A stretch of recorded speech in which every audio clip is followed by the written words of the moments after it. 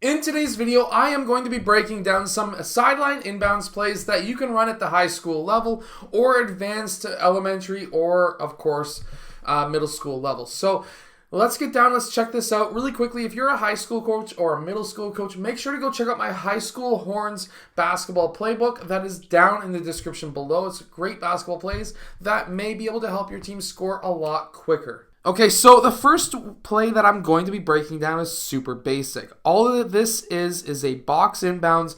I actually use this at multiple different levels. I use this at the high school girls level as well as the elementary boys level. For the girls, it would be varsity. For the boys, it would be AAU/rep here in Canada. So basically what we're going to be having is the ball here on the left side of the court, and because the ball is on the left side, the ball side players here will screen away.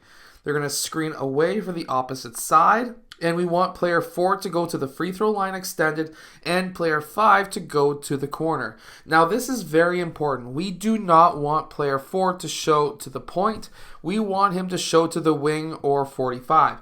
The reason why I say this is because if he shows to the point, and let's say he has a defender, if he's showing to the point, his defender is going to be able to cut that off. So if there's a pass this distance, that gives this player enough time to read it and to cut that pass off. And if this player is only moving in that direction, he or she is not going to have the momentum to, of course, go towards the ball.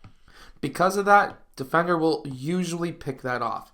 So I would rather have, if the screen is away, and even if this guy gets past the screen, to go to the 45, because then you're going to the ball. The defender is going to be on your right side, in which case you are going to be in position to catch the ball. That is extremely important in this play, and pretty much any play.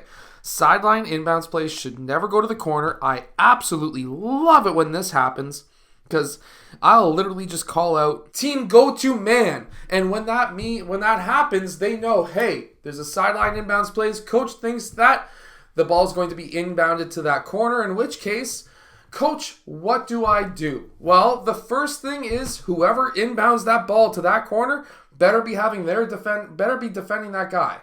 Whoever is guarding the guy who gets inbounded in that corner. In this corner right here, if you are defending, let's say they're running a play and they're not running any inbounds at all, okay? Let's say they're set up like this, because this actually does happen. Most players, defensive-wise, if they're guarding the inbounders, will just say, oh, I don't want any ball to go over here. But if you were to get just in front of them, but still have that angle to act like you're protecting that side, and then if that ball goes to here, this guy needs to be able to read that and move his butt up. He should be in the passing lane anyways, in which case he would be in position. Next, if that ball goes through to player 1, right away, player 1's man has to be like white on rice, and same as player 3. This needs to be a trap, even though this is a man-to-man defense. Player 4 moves up, guards that inbounder, in which case now number 1 is screwed. Which is why that we like to run baseline inbounds plays. So that screen goes away, player 4 uses that screen, player 1 uses that screen, and of course, if they're going to the 45, they will be in position to receive that ball, and if that player goes to the corner, while this is still a trap location, they can then look at player 5 potentially posting up, player 3 moving inbounds, and most coaches will not protect this corner, but they will definitely try to screw you in or mess you up in that corner. Now, a really insanely cool play that I got to see a few months ago, and I definitely wrote this down and saved it because I just thought it was crazy. I seen it ran 2 times in a row, and I was like, I am absolutely amazed. Player 3 weaves between these players, and he goes to the corner. Player 5, he weaves the opposite way after player 3 gets past him and goes through what then turns into the elevator screen for player 5. Now this is absolutely fantastic because this gives potentially player 3 and player 5 the 3-point shot in either the wing or the corner. And both of these spots are good spots to shoot threes in. Now, this was ran at a middle school level, but the fact that there was so much ball movement was absolutely fantastic. Afterwards, player 2, he went down to the post. He tried to post up. Now, player 2 was actually a point guard, not their shooting guard. But player 4 then, of course, goes to the wing. And after player 5 went through, he was clearing out. I didn't see player 2 or 4 hit with a pass. I only seen player 3 and 5 hit with a pass, and it worked really well. Now, this next play is, I swear that this is my play, and the guy just rewrote it. And this telegraphs the play way too easily, at least at the beginning. But if I was a player looking at 3-man wall on this side with a guy over here, I would automatically assume he's going to be using one of these 3 players as a screen, which is exactly what happens. So essentially, they call it a player, which is very similar to the play that I'm going to show you next, which is my S play. But this, and I swear this guy stole my play and just rewrote it for his team. But this guy went between either 5 and 4 or 2 and 5. There was 2 options. Basically, this was the 3-point option. This was the 3-point option, but with the in this case player 1 getting back screen, but I'll get to that in a second. So basically, player 3 went through these 2 guys. They would then elevator screen, which means that they come together.